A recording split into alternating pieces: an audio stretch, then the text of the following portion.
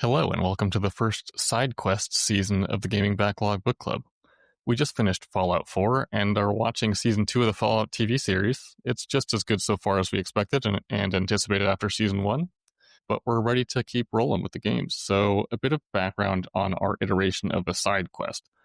When we were chatting about what games from our backlogs we both hadn't played but really wanted to play, a handful of games that made our initial long list before narrowing it down were the types of games that can be really hard to define how long they might take, and even more difficult to actually cut into chunks of gameplay that can be easily digestible in our make a set amount of progress week to week and chat about it before continuing on format of running a season of our podcast. So think games that fall into genres that require a lot of repeated runs, a lot of trial and error, a lot of accumulated knowledge or specific knowledge about doing certain things, etc.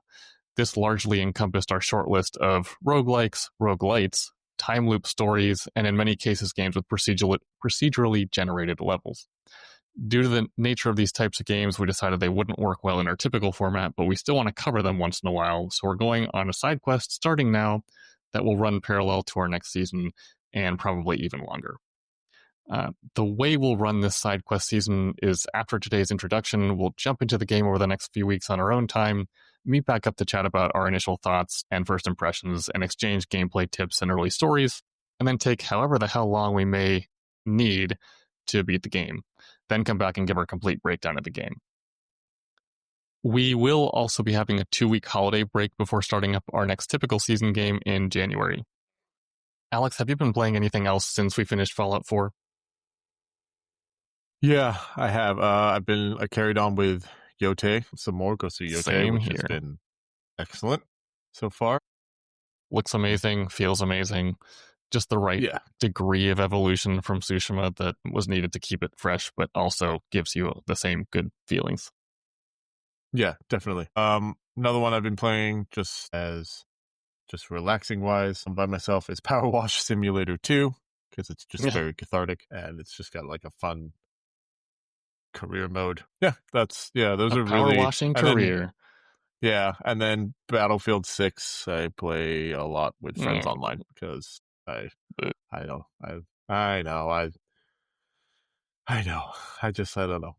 I can't do COD. I love Battlefield more, even though unfortunately what EA is doing, but I still enjoy Battlefield. Yeah. So, but mainly it's been Yote for single player, and Yote has been a lot of fun. Yeah, I've jumped back into Yote as well. I've jumped back into Silksong a bit. Otherwise, I sort of, after playing Silent Hill 2, I was still feeling the itch for a spooky season game, and I knew it was very short to begin with, so I played through Resident Evil 3 Remake, which caught a lot of flack for shortening, cutting things out, and making it pretty fast. But fast was a good thing for me here with so many other games to juggle, and I really enjoyed it. Smooth and looked good. Good time overall. Ready to move on from the horror for a bit, though, now. So, moving back to our side quest, for our first ever season of the side quest, we will be playing Hades 1. Hades 2 just came out of early access a few months ago to release their 1.0 full version, and from what I hear, it's fantastic, with a different character and story and different spins on the gameplay. Hades has been on my backlog since it released, and I've really wanted this day to come. I'm not sure how long you've been kind of anticipating this one, but we've talked about it in the past here and there. Yeah, I've talked about it in the past a little bit. It's like, because it's a roguelike, this Hades game, and to me, like, I've never played many roguelikes. I've played some. They've never been like a genre for me. It's not one that I'm excited for, or like right when I see them, I have to jump into them. But Hades, like, I saw the trailers. I saw some other people some people playing it on Twitch since it's come out, just little bits of it, not much. And it looked really interesting. It looked really interesting to me. I thought graphically it looked really great. I liked how the story, I always liked like those characters of like the Underworld and all that. So it's definitely something that's piqued my curiosity to play. Wonderful. It's a good reason to do it. And so for background, if you aren't yet familiar with Hades was released in 2020, developed and published by Supergiant Games for Nintendo Switch, Mac, and Windows. In 2021, it was put on PS4 and PS5, as well as Xbox One and Series X and S. It's a mouthful. And last year, it was also added to mobile. It received very positive reviews and praise for procedural storytelling, its style and its narrative, its take on roguelike gameplay, combat, as well as its art, voice acting, and music. So, long list of praise. It won Game of the Year by many publications as well. The story setup has us step into the shoes, or probably the sandals, I guess, of a character named Zagreus, who is the son of the Greek god Hades, as he tries to leave the underworld and make it to Mount Olympus and reunite with his mother Persephone. And he gets a little help from his Olympian friends along the way through roguelike gameplay, or roguelite, I suppose, in this case, wherein each run contains a randomized set of rooms to go through, filled with various enemies, bosses, and rewards. It's hack and slash combat, really, from an isometric perspective. So it's like diagonally top down, with some special abilities from what I can tell in the trailers and a decent variety of weapons. Being a roguelike, you are expected to die a lot, and you restart from the very beginning of the game rather than at a checkpoint, but you use what you picked up or learned to hopefully make further progress, and you get to keep the treasure you've accumulated as well. Additionally, the other Olympians give Zagreus something called boons, which are power-ups that you get to use during your run, and just for that run. When you're not fighting, at the beginning of each run in the House of Hades, you can unlock things for future runs or for your current run, set up construction of useful features. Not sure exactly what that means, probably some sort of well to heal and that kind of thing. In the Underworld, you can also chat with the other Underworld denizens, which layers a lot of the narrative interactions to the story. So you have a lot of actual like text and I think voice acted conversations throughout, and their relationships evolve as you react to them in certain ways. They can also give you additional quests or goals for your current run, and there's even an opportunity for some romance. Outside of that, what do you know about Hades going into the game? Not much. As I said, it's roguelike. I mean, I've played a few roguelikes before, not very many. I've only really completed like one. Mm-hmm. But not too much. But as I said, like, yeah, I didn't know too much about it, as in like gameplay or all that. I knew it was like a roguelike, but it just as I said, the characters being it's Greek mythology. That's always like piqued my interest. So ever since God of War days of him, there, that's like, exactly what I was going to reference too. Yeah. And while still being very adult and supposedly kind of horny, it does seem to lean slightly more towards kind of Disney Hercules style Greek god mythology than God of War style. That's just all about vengeance and blood all the time. I think the fact that it definitely seems to be a little bit more lighthearted and joking, and not just murderized. It's more colorful and more focused on the friendships and relationships with the other gods instead of killing them all.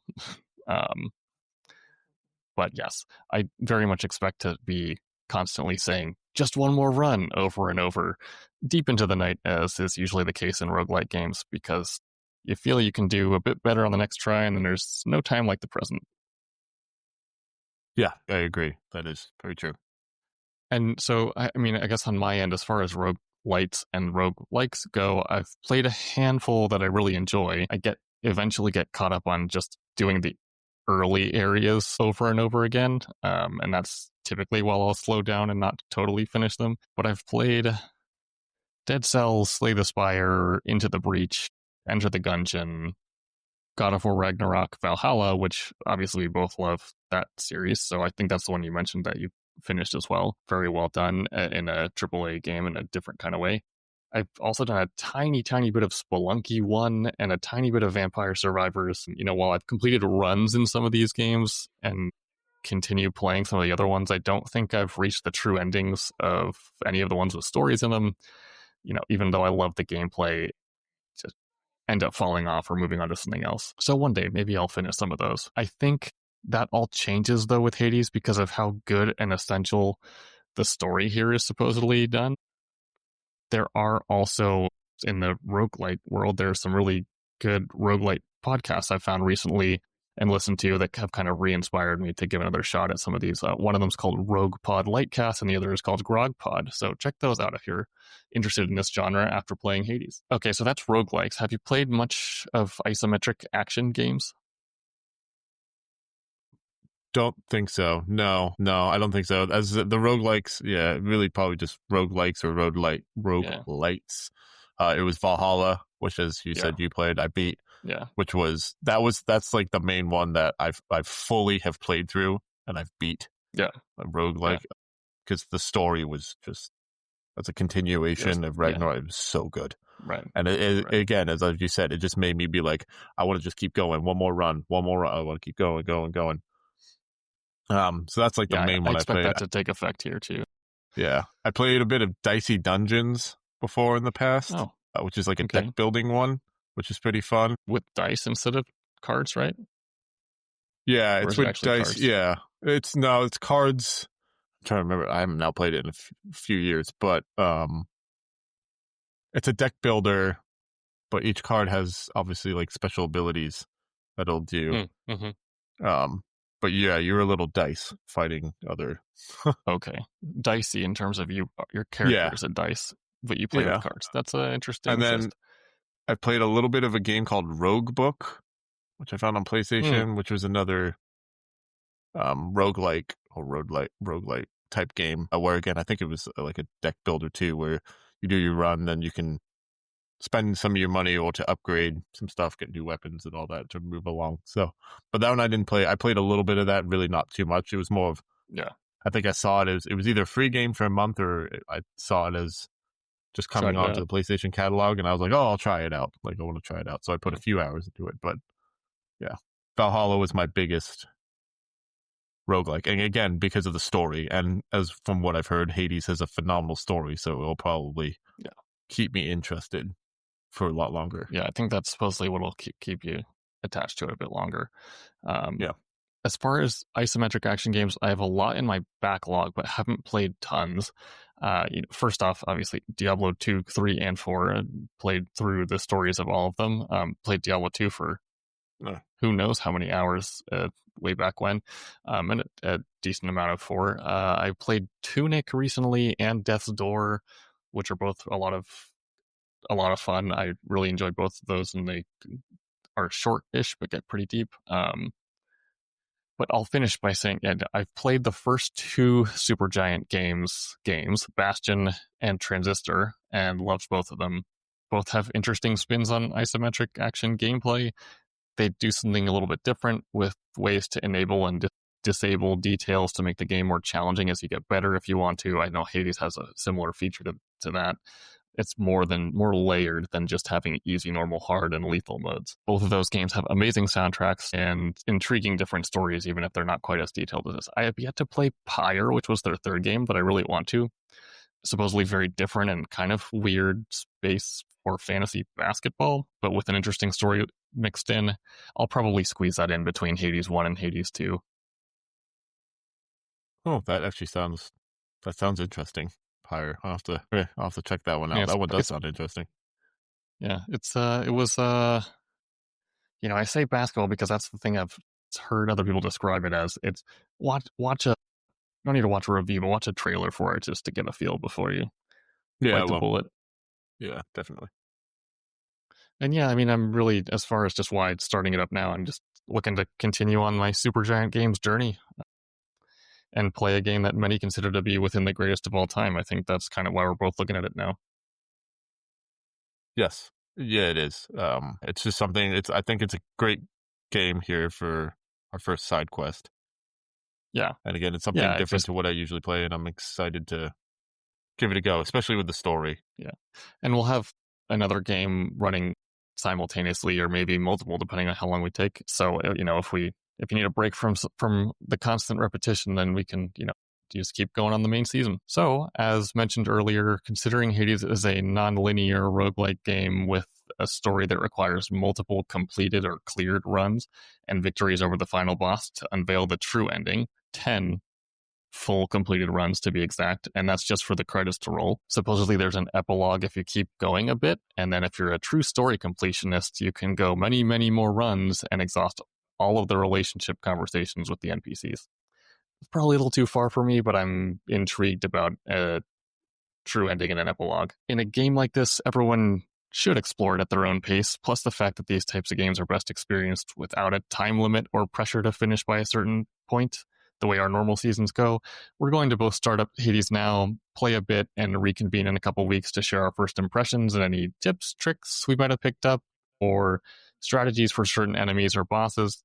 And then we'll both keep playing alongside our other normal season game until we've either finished our first run, finished the roll of the credits after 10 cleared runs, or we're gone all the way to the epilogue, maybe a mix of both. And then we'll meet back up to share our final thoughts and full playthrough discussion whenever that happens. This might take weeks if we're really enthralled with the story. It might take months if we struggle or end up distracted by something else. But we promise to come back and have that discussion to wrap up the side quest season when we're ready. And we really want to chat along the way, so let us know your expectations on Discord before you start, and keep coming back to exchange tips too. We're curious to hear your thoughts. Yeah, definitely. I'm excited to start up Hades here for our first ever side quest game, and looking forward to also having you guys either follow us along or hear your thoughts on Hades, and if you've enjoyed it or if you're going to be starting it up and what you're excited for about it. So thank you all for listening. Yes, thank you. And even if you're jumping back in after playing Hades 2, you're more than welcome. We want to hear your thoughts too. Yep. Thanks, everybody. If you want to follow along and discuss our playthrough of Nave Games on the Gaming Backlog Book Club podcast, please give us a follow on your podcast platform of choice: Spotify, Apple Podcasts, iHeartRadio, Pandora, Amazon Music, or Pocket Casts, as well as our Discord and Instagram under the same name. Thanks.